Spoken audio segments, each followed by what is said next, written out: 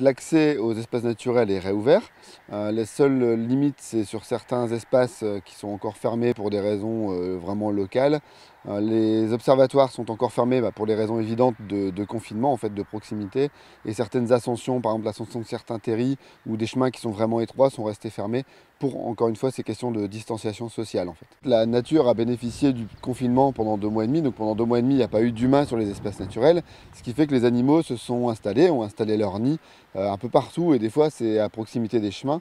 Et donc l'idée, c'est de réhabituer justement la faune tranquillement aussi à ce déconfinement et à les réhabituer à la présence de l'homme.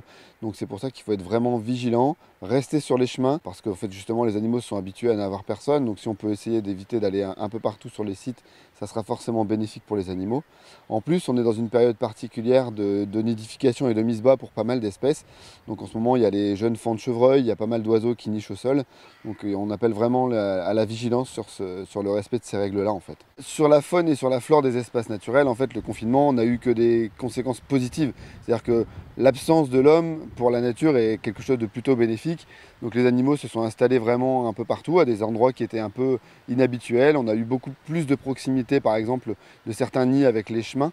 On a des espèces qu'on ne voyait pas ou qu'on ne voyait plus, qui sont aussi de retour, en tout cas qui ont été observées pendant cette période de confinement. Sur le site du Platier-d'Oie, on a énormément de monde qui est venu du coup avec ce déconfinement pour se réapproprier la plage. Et donc notre mission a été surtout de concilier les usages, c'est-à-dire qu'on a dû concilier le retour des visiteurs avec la nidification des oiseaux. Donc on essaye justement de faire de la médiation pour inciter les gens à ne pas aller sur les endroits où nichent les oiseaux et leur permettre de bénéficier de cette plage. Donc on essaie de concilier à la fois le retour des oiseaux et le retour des visiteurs. Les gens se sont rendus compte pendant ce confinement que la nature finalement c'était quelque chose de bénéfique, d'agréable. En fait, on a retrouvé le plaisir de se retrouver dans la nature.